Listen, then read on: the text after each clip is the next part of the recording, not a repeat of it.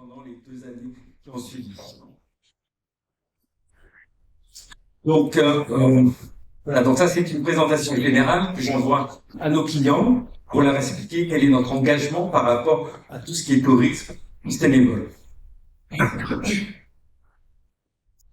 Alors, surtout ce qui était important pour nous, c'est de définir quelle est notre vision et notre mission au Cambodge. Parce que c'est très très important pour à la fois nos équipes et à la fois nos clients pour voir dans quelle orientation on peut travailler, surtout on accueille leurs clients.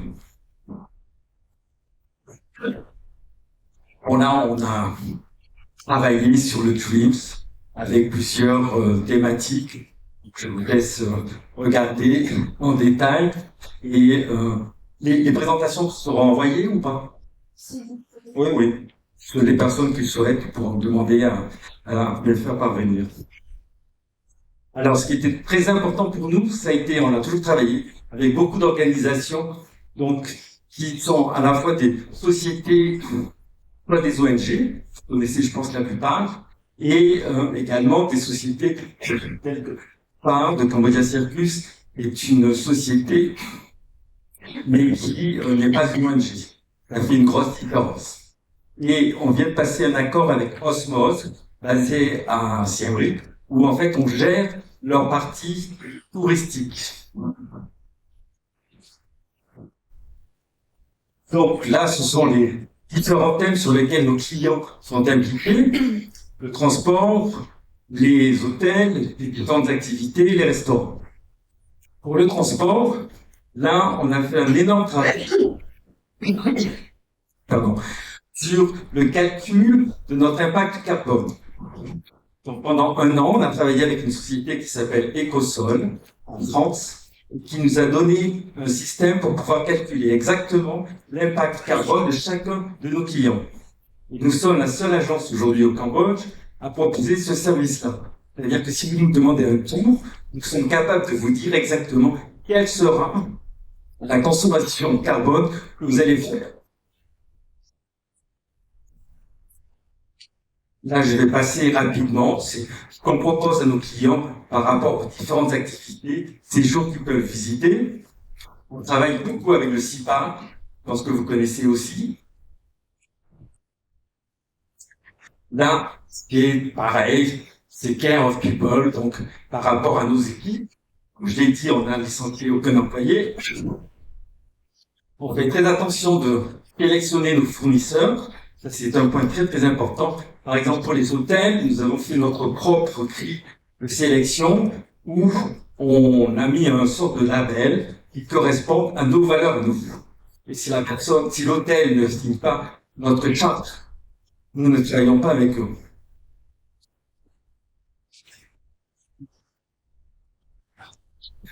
Alors, il y a toute la partie de l'écotourisme.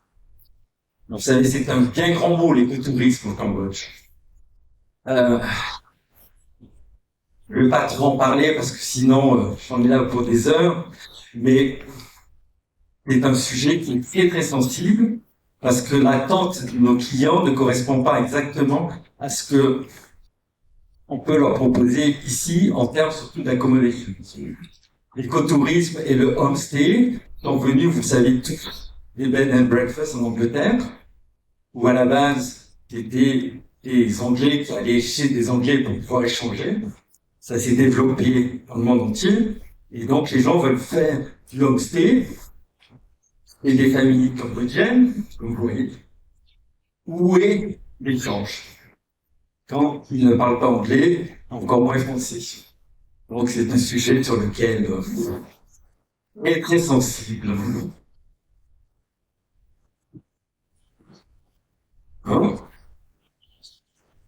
Donc voilà, donc je disais par rapport à notre calcul carbone. Donc on est tout à fait en mesure aujourd'hui de savoir l'impact carbone que nous avons. On a commencé l'étude en 2019 avec les 3 fameux scopes. Je ne sais pas si les gens savent comment on calcule, c'est assez compliqué et c'est passionnant en même temps. Et le point le plus important pour moi, c'était de pouvoir racheter les crédits carbone sur des projets qui étaient au Cambodge. Or, il n'y a que 2 sociétés aujourd'hui qui sont capables de pouvoir donner un certificat de climat de protection. C'est le ministère de l'Environnement et l'association 1100 000 Fontaines, qui ici est représentée par Toc Toc Sac 1100. Et donc, on a acheté cette année pour 129 tonnes de crédit carbone. Et là, c'est notre action plan.